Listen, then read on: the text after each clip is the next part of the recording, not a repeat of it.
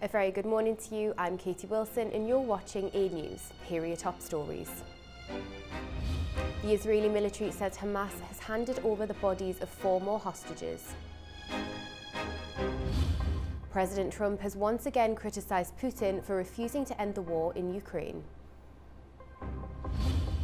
And France's Prime Minister suspends pension reforms to save the government amid no confidence votes.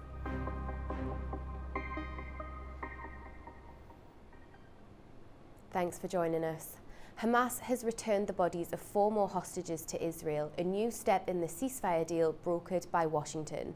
The Red Cross transferred the remains to Israeli forces overnight, bringing the total number of deceased hostages repatriated to 8. Israel says Hamas must hand over all 28 bodies agreed under the ceasefire terms, warning that any delay would be treated as a violation. Officials have already suspended plans to reopen the Rafah crossing and restricted aid flows into Gaza until the process is complete. At a White House meeting on Tuesday, President Trump warned that Hamas must disarm or be disarmed. He stressed that the move could happen swiftly and forcefully if necessary. They're going to disarm, and because they said they were going to disarm. And if they don't disarm, we will disarm them. But we have told them we want to disarm, and they will disarm. And if they don't disarm, we will disarm them. And it'll happen quickly and perhaps violently. But they will disarm. Do you understand me? Yes, you say because quickly. Everyone says, oh, well, they won't disarm. They will disarm. And I spoke to Hamas, and I said, you're going to disarm, right? Yes, sir, we're going to disarm. That's what they told me. They will disarm or we will disarm them. Got it?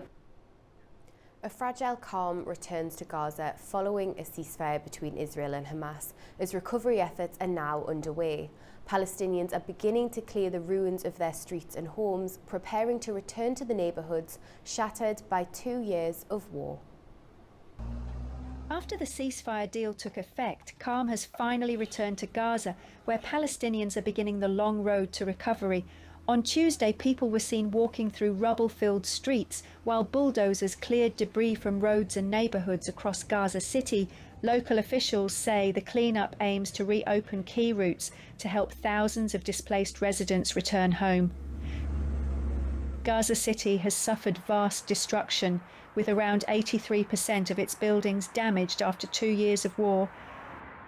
From the beginning of the ceasefire, the municipality of Gaza started immediately to act for opening the roads and streets of the city. This was very important in order to allow for the people to return, come back from the south to the north, and for them to reach their homes and their shelter places. Authorities say they've lost most of their heavy machinery and now rely on private contractors and international aid. We face many difficulties and we require too many things.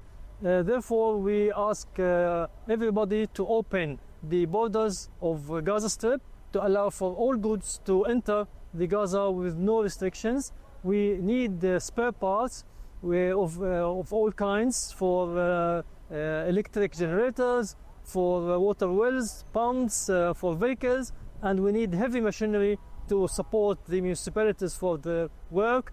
And we also demand to have building materials, especially cement. The United Nations Development Programme says the war has left behind at least 55 million tons of rubble and warns that Gaza's recovery could take decades. The amount of damage in the Gaza Strip is huge. There are more than 50 million tons of rubble now in the Gaza Strip that requires strategies so we can remove them from the areas, neighbourhoods and people's homes.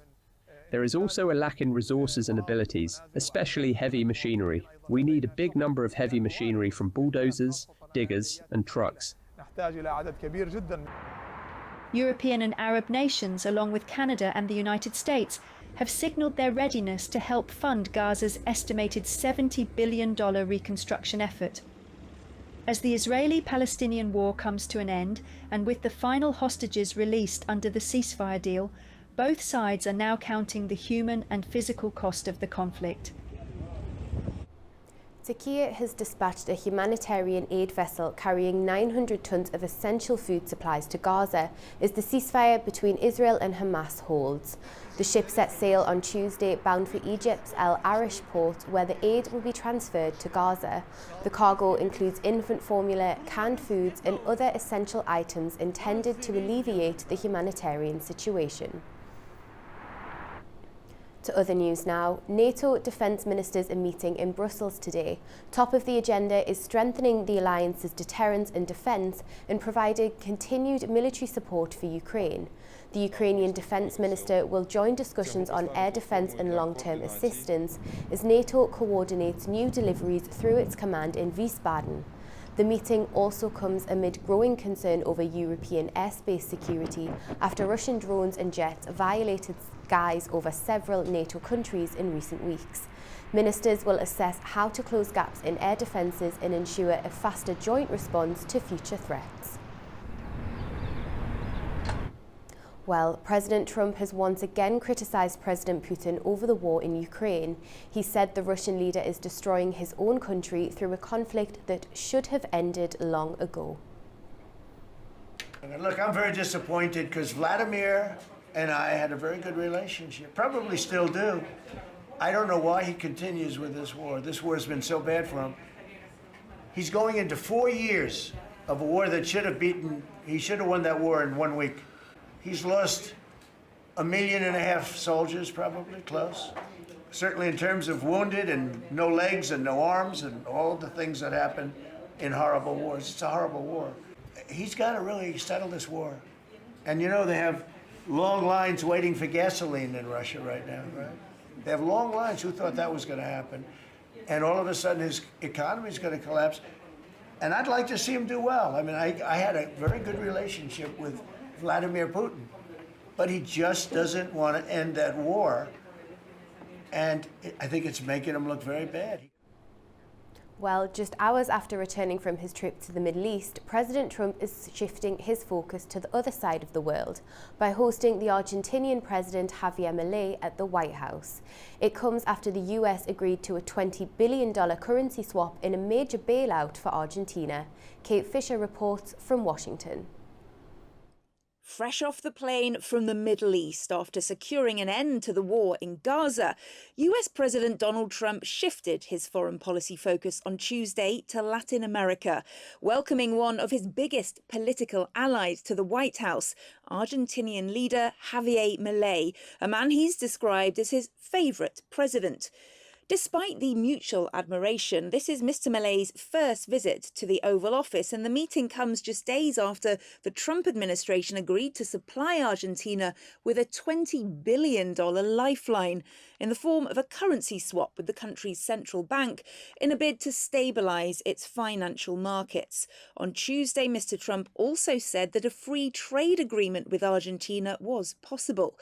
Now, details of this bailout remain scarce, but it could help Mr. Milei politically as he tries to stave off a financial crisis and after his party suffered a major loss in a key provincial election.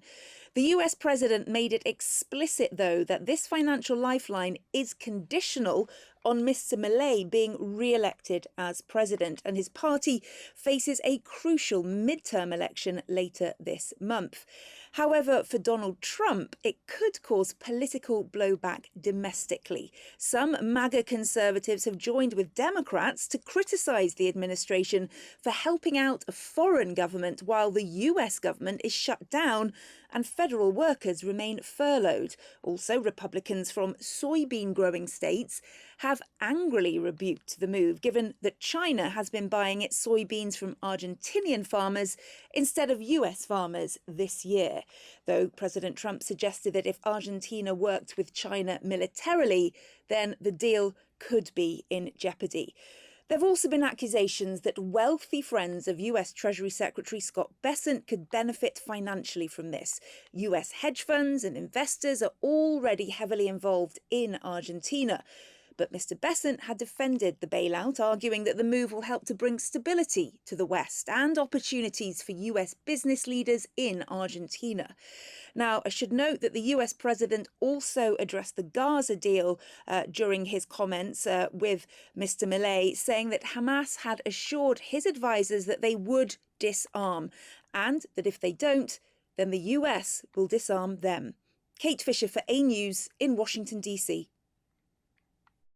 France's Prime Minister Sébastien Lecornu has frozen President Macron's pension reform in a last-minute move to avoid government collapse as two no-confidence votes loom. Here's how the suspension has reshaped the political fight in Paris. France's Prime Minister Sébastien Lecornu has announced the suspension of President Emmanuel Macron's controversial 2023 pension reform, a last-minute move to save his minority government from collapse. Speaking in Parliament, Lecornu said the plan to raise the retirement age from 62 to 64 will be frozen until after the 2027 presidential election, effectively shelving Macron's flagship reform. The move comes just days before two no-confidence votes. With conditional backing from the socialists, Lecornu may survive, but at a political cost. The 2023 reform, pushed through under Article 49.3 without a vote, sparked months of strikes and was seen as a wound on democracy. Now, by promising open debate and ruling out 49.3, Lecornu hopes to rebuild trust and win support for his 2026 budget. Prime Minister, the French people were waiting for your statement. They were waiting for a sign that you were listening the suspension of the pension reform. Here it is finally. It is a victory, certainly. Socialist leader Boris Vallaud hailed the move as a democratic victory, but warned that the left would stay vigilant to ensure promises become action. You have accepted a new rule of the game, abandoning Article 49.3. We accept it because we asked for it and because democracy does not die from being in movement but from staying still. But the far right was scathing. National Rally's Sébastien Chenu mocked Lecornu's fragile position and accused the socialists of falling for a political illusion. Good day, Prime Minister, and goodbye, Prime Minister. The Socialist Party, bought on the cheap, will be taken for a ride. A no-confidence vote is coming, no matter what. From the far left, Mathilde Panot of France Unbowed called Lecornu's tenure a short-term contract, a symbol, she said, of Macronism collapsing under its own weight. The third tenant of Matignon in less than a year, a short-term contract, an unstable lease. This is Macronism facing itself. Lecornu, Macron's fifth prime minister in 2 years, warned that freezing the reform would cost nearly €2 billion by 2027 to be offset through spending cuts, not new debt. For now, the concession has bought him time. But with public debt at 114% of GDP and confidence in the government eroding, this fragile reprieve may not last. After weeks of youth-led protests over corruption and poor governance, Madagascar's military has seized control of the country. President Andry Rajoelina fled on a French military plane after being impeached. The leader of the Capsat army unit announced a transitional military government, suspended key institutions and promised elections within 2 years. Protesters largely welcomed the takeover but called for a swift return to civilian rule. President Rajoelina's office has denounced the move as an attempted coup. Iran has slammed President Trump's latest remarks on its nuclear program. Tehran said that it has refused invitations to recent diplomatic initiatives, including the Sharm el-Sheikh Peace Summit, because it will not engage with countries that have attacked it. Our correspondent Taraj Shiralilu has more. Ministry of Foreign Affairs, in a strongly worded statement, condemned President Trump's accusations against Iran, saying that the United States, as the world's largest sponsor of terrorism and the backer of Israel, has no moral standing to level charges against other countries. It stressed that Trump's claims against Tehran's peaceful nuclear program and is boasting of bombing Iran's nuclear sites and assassination of its top generals cannot justify his crimes of violating Iran's territory together with Israel and killing of the military commanders. Iran's foreign ministry also rejected Trump's call at the Israeli parliament on Monday for dialogue and being ready to strike a deal with Tehran as contradictory, accusing him of hostile and criminal behavior. Tehran declined Egypt's invitation to participate in the Sharm el-Sheikh summit on Gaza ceasefire between Hamas and Israel later on Monday, saying it cannot sit at the same table with those who attacked Iran, referring to the U.S. airstrikes last June. The summit in Red Sea resort of Sharm el-Sheikh was co-chaired by Egyptian President Abdel Fattah el-Sisi and U.S. President Trump to formalize a ceasefire and lay out reconstruction and governance steps after the two-year war in Gaza. Tehran has also rejected Trump's proposal, saying Iran can join the Abraham Accords, which include agreements that establish diplomatic normalization between Tel Aviv and some Arab capitals in the Middle East. Turaj Shiralilu, Tehran, A News TV.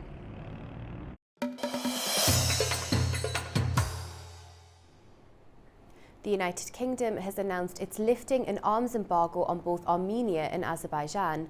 The move follows the peace summit in Washington in August, where both countries signed a peace declaration. Our correspondent Zainab Farajzada brings us more from Manchester. Britain says it's lifting its long-standing arms embargo on both Armenia and Azerbaijan, calling it a sign of confidence in their recent steps toward peace. The UK's Europe Minister Stefan Doherty said the decision follows a peace summit in Washington, hosted by President Trump, where Azerbaijan's President Ilham Aliyev and Armenia's Prime Minister Nikol Pashinyan have signed the peace declaration.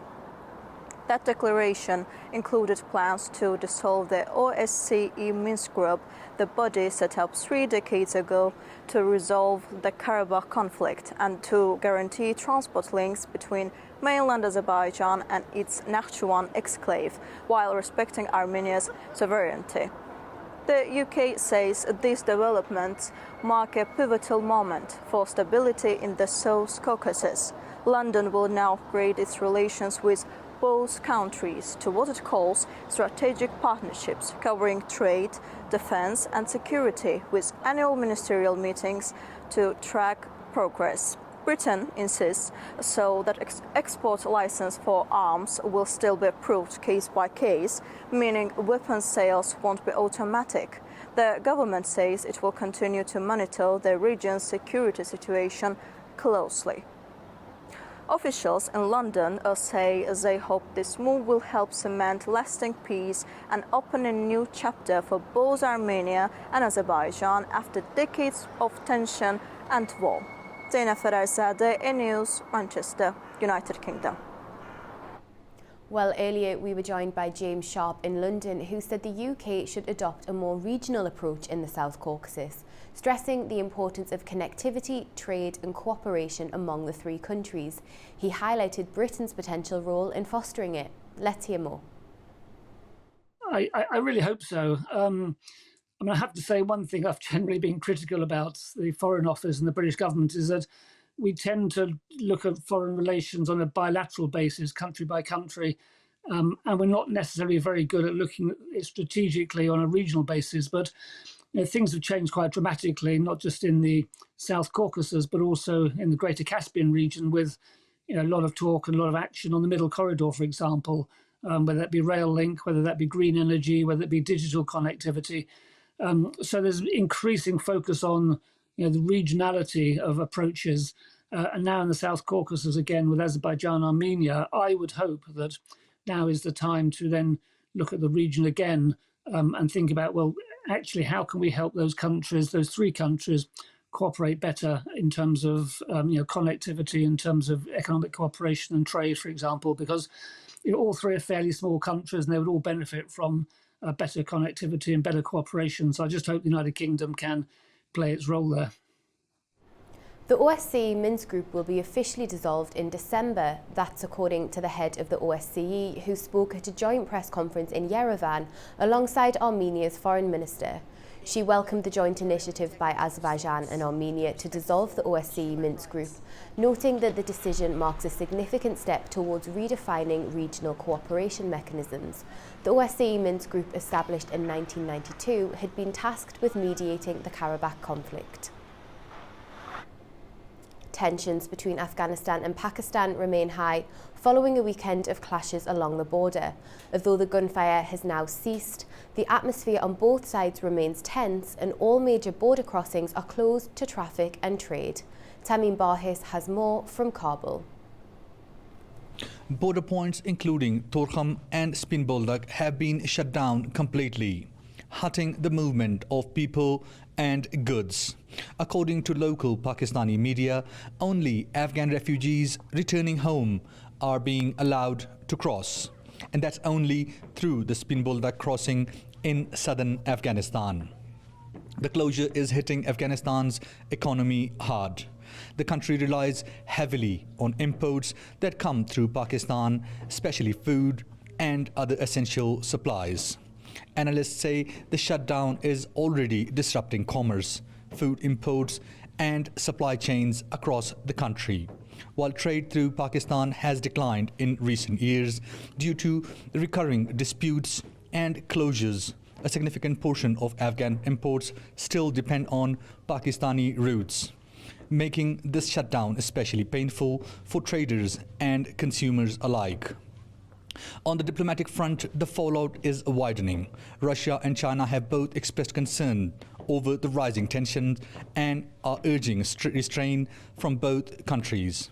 Meanwhile, Afghan media reports that Kabul has repeatedly rejected requests from Pakistani officials to visit Afghanistan over the past 3 days, a sign that political relations are as strained as the situation on the ground.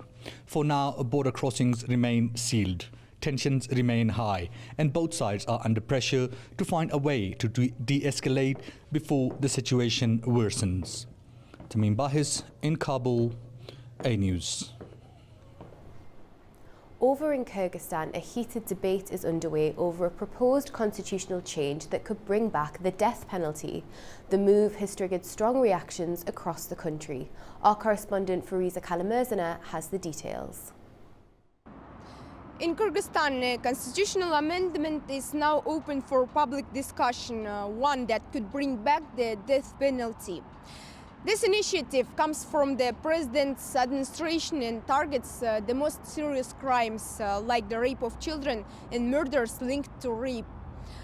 The draft proposes changing Article 25 of the Constitution, which guarantees the right to life, to allow capital punishment, but only in exceptional cases. The reason is a sharp rise in brutal crimes against women and children. The government wants to send a clear message. These acts won't be tolerated.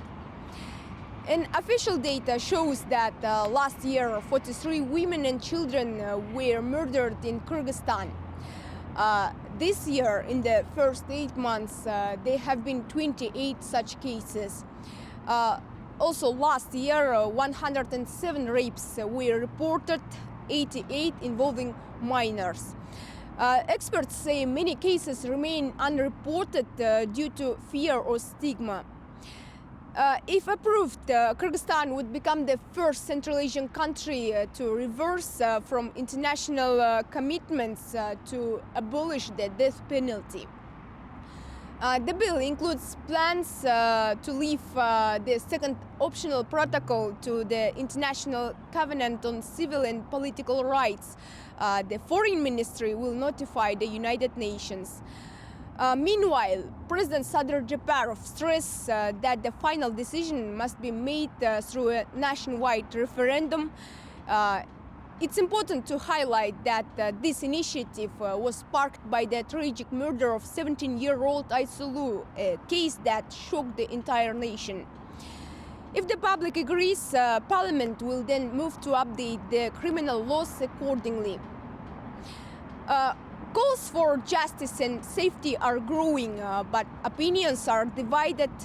Human rights activists warn that the death penalty alone won't stop crime. They urge a broader approach, better prevention, police training and victim support. But public discussion continues. After it ends, the draft will go to Parliament, and if approved, the issue will be put to a national referendum. Farisa Kalimurzina, Almaty, A News. And finally, the world's largest enclosed body of water is facing one of the most serious environmental crises in its history. Once known as the Energy Sea for its rich oil reserves, the Caspian Sea is now making headlines for rapidly falling water levels and a growing threat to its biodiversity. The Caspian Sea, spanning an area of around 370,000 square kilometers and shared by Kazakhstan, Azerbaijan, Russia, Turkmenistan and Iran, is now at risk of losing much of its unique marine life. Experts say the water level has dropped by nearly 2 meters in just the past 2 decades, a change that's clearly visible along the Kazakh coast. For residents of Aktau, Kazakhstan's only port city, the Caspian Sea is far more than just a body of water. It's a source of livelihood, leisure, a place deeply tied to their identity and memories. There's no water in the areas where we used to swim as children. For example, the water was all the way to where I sit on this shore, and it was deep. Satimova says she fears her children may not grow up watching the same waves that shaped her own childhood unless action is taken soon. Environmental activists are warning that the problem is worsening. The Caspian Sea is largely fed by the Volga River 80% of the time. Due to both the decrease in precipitation caused by climate change and the dams built along the river's banks, the Caspian Sea is not receiving sufficient water. This is the biggest reason for the current drop in water levels in the Caspian Sea. NI adds that industrial pollution from oil extraction and heavy ship traffic is further threatening the Caspian's fragile ecosystem. The number of fish species and even seals is sharply declining. As the Caspian Sea continues to shrink, scientists warn that urgent international cooperation is needed to save not just an iconic body of water, but a vital lifeline for millions of people who depend on it. That's your news update for this morning. From all of us here in the studio, thank you for watching and stay tuned to A News.